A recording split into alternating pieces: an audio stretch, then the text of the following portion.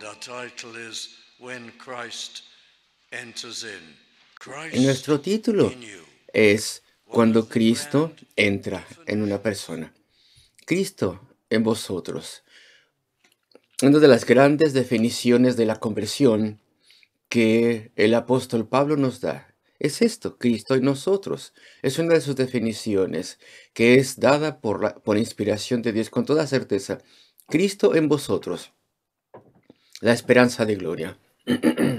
Y la esperanza, esta palabra, es la traducción de una palabra que significa anticipación, una anticipación ciertísima, no una esperanza loca si tú quieres, sino no, algo ciertísimo. Y si Cristo está en vosotros, entonces puedes anticipar que tendrás la vida eterna con toda certeza. ¿Y qué es esto? ¿Qué es esto de Cristo en vosotros? El verdadero cristianismo siempre es un asunto de la conversión, una conversión radical. Tiene que serlo. La conversión es justamente el que Cristo entra en una persona. Y así es como lo podemos definir. Tenemos que tener reconciliación con el Dios Todopoderoso. Sin conversión, por naturaleza, estamos separados de Él. Somos rebeldes en contra de Él. No le conocemos, no le buscamos, no queremos nada con Él. No caminamos con Él, no tenemos ninguna interacción con Él. La conversión cambia todo eso y nos hace tener unión con Él. Y entonces Cristo está en nosotros. Los intereses de Cristo ahora están en nosotros y la obra de Cristo, esa es otra forma de explicarlo. La obra de Cristo comienza a obrar dentro de nosotros. La enseñanza de la palabra de Cristo entra en nosotros. Es derramado esto en nosotros y ahora la entendemos y somos transformados por la palabra.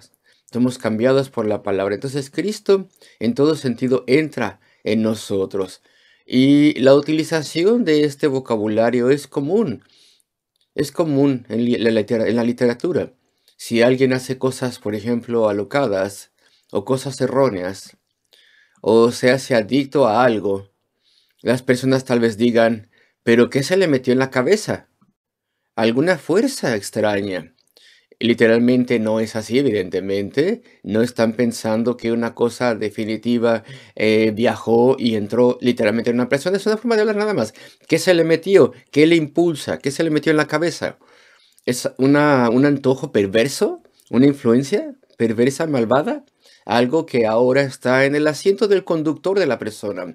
Algunas personas están atrapadas por ciertas ideas. Están atrapadas.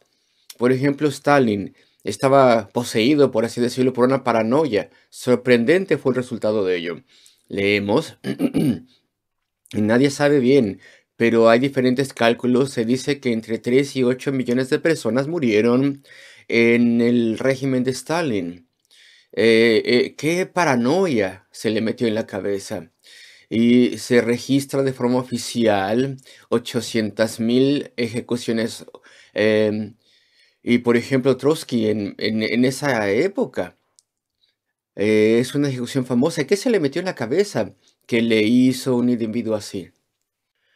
Muy poco después del año 1000 antes de Cristo, el rey David de Judá, su tercer hijo, ya siendo adulto, se volcó en contra de él, Absalón. Absalón, algo se le metió en la cabeza. Y entonces levantó una inmensa rebelión en contra de su padre y arrastró a la mayor parte del país con él, y muchos de los generales y oficiales estaban con él, y hubiera ejecutado a David y hubiera tomado la tierra con gran crueldad. Pero él cayó y falló, como tal vez ustedes saben. ¿Y qué se le metió en la cabeza entonces? Pues el orgullo, ambición, eso es lo que se le metió en la cabeza, y eso le estaba impulsando. Y cuando Pablo habla de la conversión cristiana, y dice que esto es Cristo en nosotros, entonces su obra comienza en ti. Y la diferencia que esto hace en la vida es inmensa. Entonces, cosas que entran en nosotros, este es el primer encabezado, el concepto de que algo entre en nosotros. ¿Qué es lo que nos impulsa cuando le damos la espalda a Dios y a Cristo? ¿Qué se nos mete en la cabeza? ¿Que nos hace ser tan hostiles a la fe en Dios? y somos hostiles en contra de Dios. ¿Acaso es un deseo de ser independientes? Ah, veo que esto va a gobernarme. Esto de alguna forma me va a gobernar, me va a controlar y yo no quiero eso. Una voz dentro de nosotros dice, no, no, no, y eso nos impulsa entonces. Y entonces nos echamos para atrás y nos rehusamos y tenemos gran prejuicio en contra de esto. Y tal vez lo que se apodera de nosotros es el orgullo. Este mensaje me dice que estoy mal ante Dios, que soy un pecador, que soy un rebelde, que toda mi vida está mal y que necesito arrepentirme y que necesito humillarme ante Dios y que tengo que confiar en la redención. Vamos a hablar de eso. Y decimos, yo no voy a hacer eso, yo no me voy a humillar ante Dios. Entonces el orgullo se nos mete a la cabeza. Y entonces decimos, de ninguna forma vamos a escuchar. Y eso es lo que pasa. O tal vez alguna cosa insignificante. Por ejemplo, amo las posesiones y entonces lo único que quiero en la vida es conseguir cosas y lo único que me importa en la vida es lo que puedo disfrutar en el presente y lo que puedo conseguir diariamente. Estoy completamente ah, invirtiendo toda mi esperanza en cositas pequeñas, en lo que puedo lograr u obtener o tener. Y eso me impulsa. No tengo tiempo para las grandes cosas de la vida, para la eternidad, para el alma, para la vida con Dios. Soy impulsado solamente por cosas materiales. Y después las luces brillantes, por así decirlo. La gente es programada por el mundo y por las cosas que puede ofrecer y las cosas que supuestamente podemos disfrutar y por promociones y fama y fortuna, lo que sea. Y esto les impulsa a las personas. Y entonces la gente es impulsada por cosas raras. Por ejemplo, el cinismo, el odio también. Es lo que muchas veces impulsa a la gente en la vida. Y el resentimiento también, o la ambición. ¿Qué se nos mete entonces en la cabeza? ¿Puedo atreverme a preguntarte qué tienes tú en la cabeza? ¿Qué se te metió a ti en la cabeza? ¿Qué es lo que te impulsa a ti cuando tomas decisiones, cuando consideras el propósito de la vida diaria? ¿Qué es lo que es primordial en tu vida? Por ejemplo, ¿cómo te van a ver las personas? ¿Cómo vas a estar ante la presencia de la gente? ¿Qué es entonces lo que te impulsa, lo que te domina? Y yo me acuerdo que hace años leía respecto de un hombre y él había heredado una casa, una especie de casa pues que estaba muy mal. Su familia tenía mucho dinero y le dio una fortuna a cada uno de los hijos.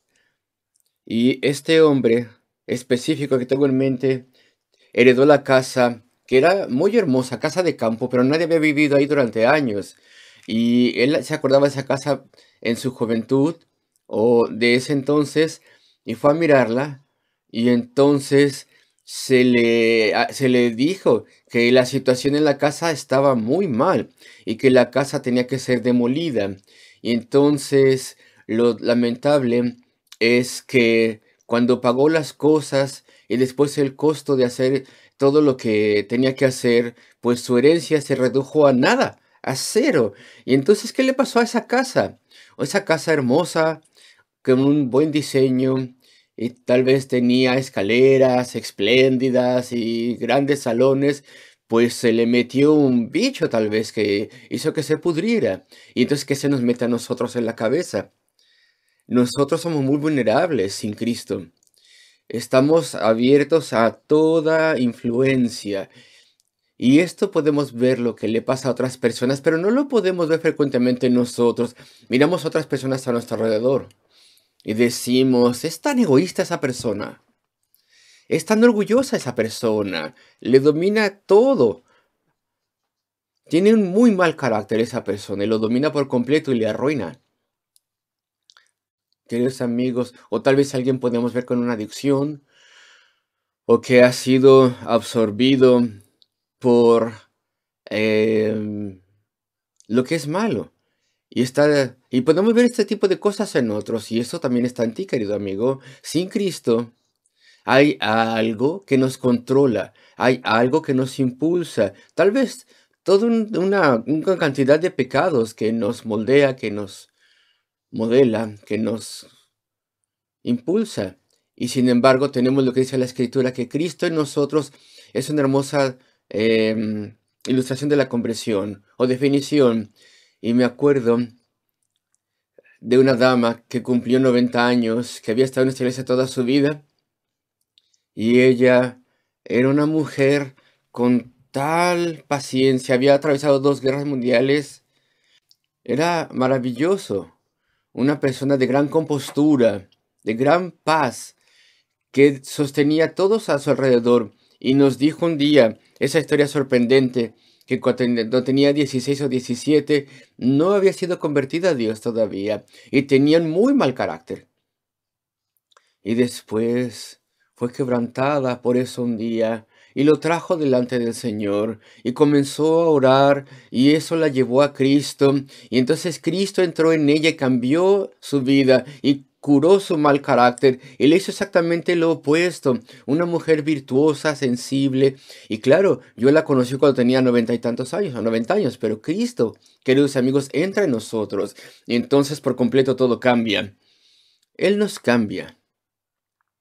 Y bueno, un hombre que casi había destruido todo, por ejemplo, su familia, y después se sentó completamente desesperado y dijo, es por mi mal carácter, yo no sé qué se me mete en la cabeza, pero si tenemos a Cristo, no sería así.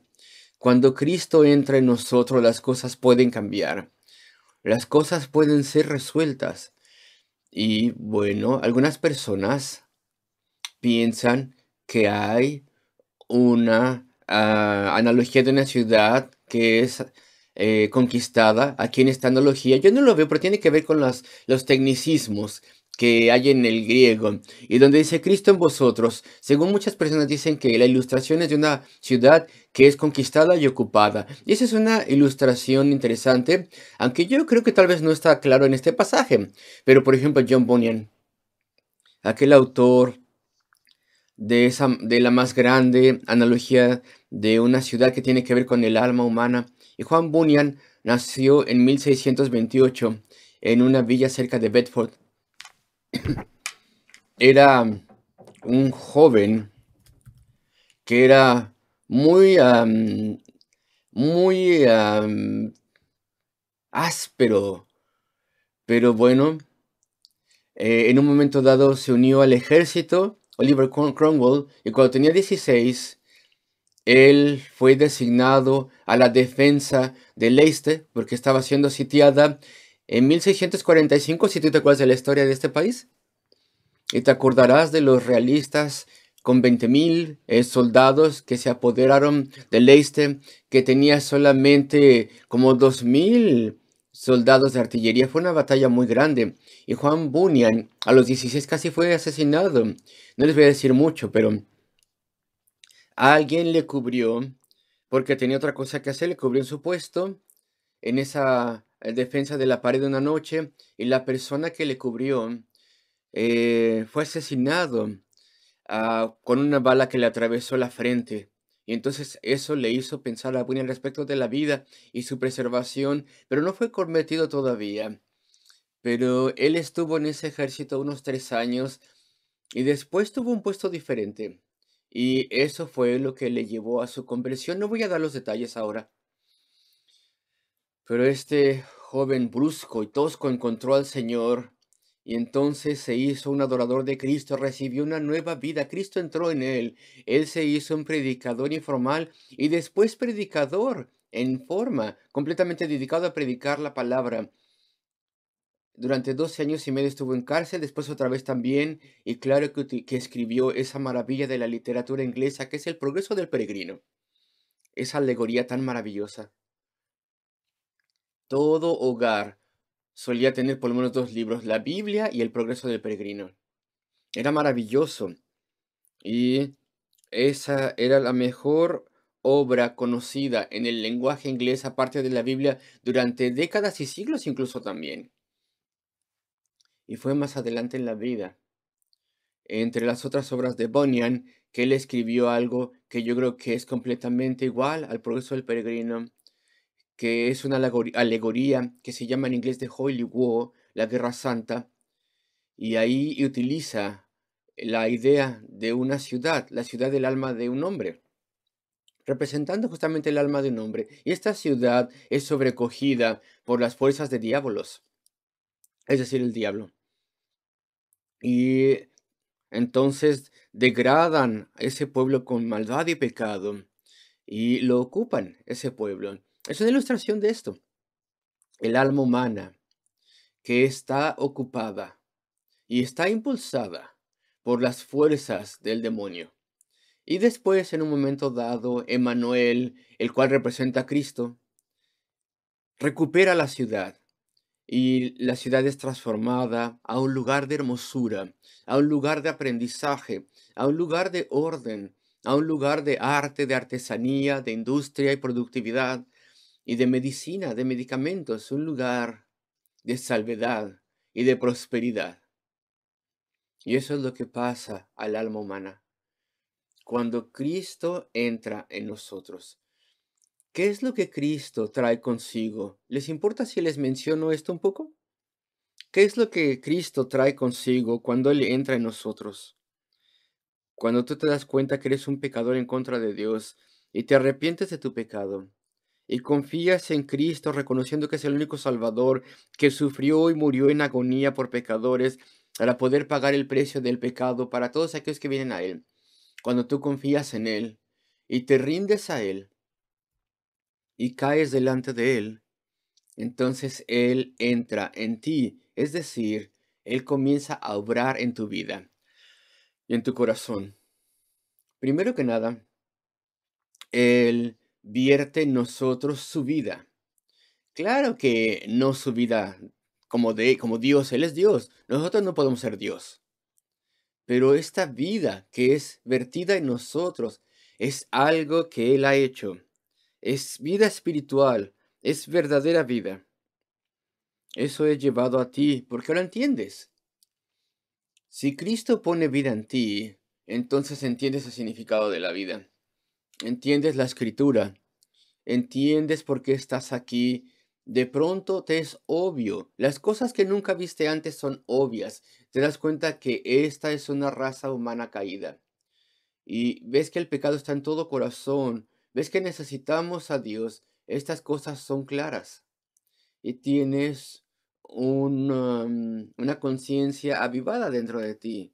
Y tienes ahora preocupación por la justicia y la santidad. Y tienes amor que Dios puso en ti. Claro que antes podías amar, pero ahora es diferente. Ahora tienes un amor más refinado que Dios te da. Y ahora amas incluso a tus enemigos en cierta forma. Y lamentas en la condición de las personas. Y eres más sensible con las personas. Y quieres hacer el bien. Eres una persona diferente. Ese egoísmo de antes es quebrantado. Y ahora puedes orar a Dios. Porque esta vida es puesta en ti. Y esta unión con Dios. Eso es lo que Cristo hace cuando Él entra en nosotros. Cristo en ti, la esperanza, la certeza de gloria. Y no solamente pone vida en ti. Y puedo decir también que Él pone algo de su similitud en ti. Esta similitud familiar. Ahora más y más empiezas a ser más como Cristo. Eres cambiado dentro de ti. Y tienes una nueva integridad. No puedes mentir como antes podías mentir a la ligera. Y tal vez calculabas lo que ibas a decir y hacías mentiras que te justificaba para salir de problemas y ahora no, ahora eres más serio, ya no puedes hacer eso. Hay un nuevo anhelo para no ser egoísta.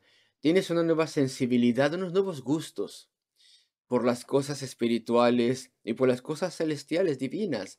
Ahora eres más amable, ahora eres más paciente. Hay algo de la similitud de Cristo en ti, dentro de ti, y esto crecerá conforme pasan los años. Queridos amigos, estas cosas son valiosísimas. Y algo más pasa también, y solamente lo puedo explicar así. Cristo obra en nosotros su profundidad, si tú quieres. Voy a explicarlo. Antes de ser salvos, y lamento decirlo así, pero hay muy poca o hay gran superficialidad en nosotros. Estamos contentos con lo material. estamos contentos. Nuestros gustos son limitados, nuestro entendimiento es limitado. Solamente vivimos por este mundo, por esta vida, estamos encerrados en esto y hay superficialidad al respecto de nosotros, nuestro entendimiento es superficial. Pero cuando Cristo entra en nosotros y sabemos por qué estamos aquí y por qué es esta vida, entonces vemos la vida en su contexto eterno. Entonces ahora somos gente más profunda, sí, más profunda, más seria. Y tenemos recursos celestiales divinos a través de la oración y queremos hacer la voluntad de Dios. Su seriedad viene en nosotros, ya no nos satisface lo trivial. Y alguien me dijo, había un tiempo en mi vida cuando me satisfacía ir a bailar y bailotear y estar saltando con gozo, pero eso ya no me satisface en absoluto. Ahora tenemos diferentes gustos, somos una persona diferente, queremos cosas mejores, cosas más profundas, más serias. Cristo ha entrado en ti, el Rey de Reyes y Señor de Señores. Su reinado viene a ti. Su reinado, su reino. Y antes de ser salvos, decimos, ¿qué voy a hacer el año que entra? ¿Cambiaré de trabajo? ¿Será una buena idea? ¿O haré aquello? Y si tengo los recursos, ¿me cambio de casa? ¿O de piso? ¿O de departamento? ¿Voy a conseguirme un esposo, esposa? Todo depende de mí. Todo tiene que ver con lo que yo quiera, con lo que yo quiero hacer, con lo que se me antoje, con lo que yo piense. Sí, pero cuando Cristo entra en nosotros, ahora decimos, ¿cuál es la voluntad de Dios para mí? Voy a orar que Él me guíe. Quiero estar donde Él ha determinado que yo esté. Quiero hacer las cosas. Quiero seguir el camino que Él tiene para mí. Su reino, su reinado ha venido a mí. Ya no soy mío. Ahora le amo. Le sirvo. Él es mi amo y Señor. Su reino, su reinado ha venido a mí. Y ahora le adoro. ¿Y qué es lo que adoraba yo antes? No digas no adoro nada, no digas eso, porque todo ser humano es un adorador, todo ser humano, de muchas cosas. Somos hechos para ser adoradores y si no queremos adorar al Dios vivo, entonces adoramos todo tipo de cosas que son mucho más inferiores, cosas insensatas, cosas inferiores, cosas inanimadas. Pero ahora le adoramos a Él, que es nuestro Creador, nuestro Señor, nuestro Redentor, nuestro Rey que vendrá, aquel que un día adoraremos y serviremos para toda la eternidad. Y hay mucho más. Cuando Cristo viene a nosotros, Él pone su paz y su gozo en el corazón de la persona. Es como una gran ancla del alma. Tengo certeza de mi salvación. He probado su fidelidad, tanto Él responde mis oraciones. Él me da una conciencia de su amor por mí y su cercanía me permite tener conciencia de ello. Estas cosas no son teorías, ya no. Hay una confianza, hay un gran placer en las cosas de Dios y la palabra de Dios y en la adoración a Dios, en la adoración a mi Salvador. Ahora tengo un propósito y todas estas cosas tengo que generalizar. Todo esto viene a nosotros con Cristo. Esa es la obra de Cristo. Pero quiero terminar. Quiero decir un último encabezado, el siguiente. ¿Cómo se explica la analogía? Ahorita voy a explicar lo que quiero decir. Cuando Bunyan escribió La Guerra Santa de Holy War, este pueblo cayó en las manos de diablos, el diablo, que lo arruinó, le hizo un terrible lugar y un lugar súper infeliz. Manuel, el Salvador del mundo, vino y sus tropas lo recuperaron. Es una hermosa ilustración, pero no podemos proyectar la realidad con una analogía. Aquí, así es como sucede en realidad. La verdadera alma, es decir, tu alma o la mía, nuestra alma en verdad, no es recuperada por un ejército. Claro que en la vida las ciudades sí tienen que ser recuperadas por un ejército. Y las guerras pueden ser terribles, de hecho. Stalingrado, en la Segunda Guerra Mundial. una situación terrible, 5 meses, una semana, 3 días de gran terror. 2 millones de personas, casi fueron 2 millones de personas que fueron matadas. Terrible. Pero cuando Cristo recupera el alma humana, Él lo hace solo. Él es el único que puede hacerlo. No hay tropas que le puedan ayudar. No hay fuerzas que le puedan ayudar. Se necesitó a un hombre para salvar hombres y mujeres. Un hombre ordinario nunca lo pudo haber hecho así. Él perecería.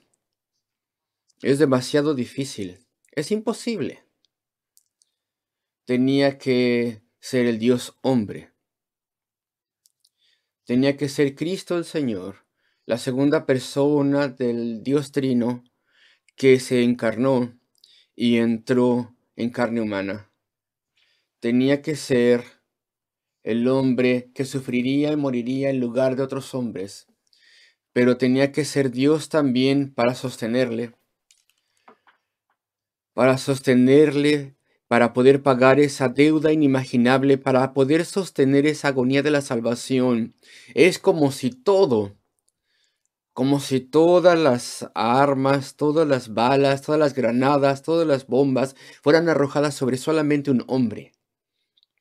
Cuando Dios el Padre, y eso fue acordado en la eternidad, fue así dispuesto desde toda la eternidad, y casi podríamos decir, Él cubrió su rostro, y entonces derramó sobre su Hijo ese castigo terrible, eterno, debido a cada persona que iba a ser salva. Y eso fue hecho en la cruz del Calvario. Y Él pagó ese precio. En su cuerpo, en su alma santa, Él pagó ese precio indescriptible para poder tomar nuestro castigo y comprar nuestras almas, de modo que Él pudiera tener el poder para salvar y transformarnos, y para entrar en nosotros, en nuestras vidas. Él lo hizo solo. Las analogías de las ciudades no nos pueden decir eso. Aquí tenemos al Salvador, y no nos sorprende que Charles Wesley, después de su conversión, tomó su pluma y escribió esas líneas que dijo: amor maravilloso, ¿cómo puede ser que tú, mi Dios, me hayas amado a mí y hayas muerto por mí? Es un amor maravilloso que Cristo pudiera amar de tal forma a las almas humanas como para poder venir y sufrir y morir por ellas en tal forma. Así es como esa alma es recuperada y redimida, de modo que Cristo pueda entrar con toda su profundidad y toda su vida y su similitud y todas las cosas que Él hace dentro de nosotros y que hace a nosotros. ¿Cuánto necesitamos a Cristo? ¿Cuánto necesitamos a Cristo? Comencé con esas palabras. Cristo en vosotros, la esperanza de gloria. Debes venir a Él reconociendo que eres un pecador perdido que no merece nada, confiando en lo que Él ha hecho en la cruz del Calvario para poder comprar tu salvación. Rinde todo tu ser y vida a Cristo y pídele que te dé vida. Entrégate a Él y Él entrará en ti y cosas maravillosas comenzarán a pasar en tu alma y en tu vida. Y tú tendrás toda certeza de la gloria eterna, de la vida eterna. Cristo en ti, la esperanza de gloria. Oremos juntos.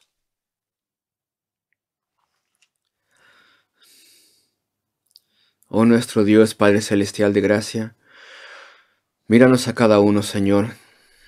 Señor, obra en nuestros corazones a través de tu poder divino. Haznos humildes, Señor, a través de tu mano poderosa.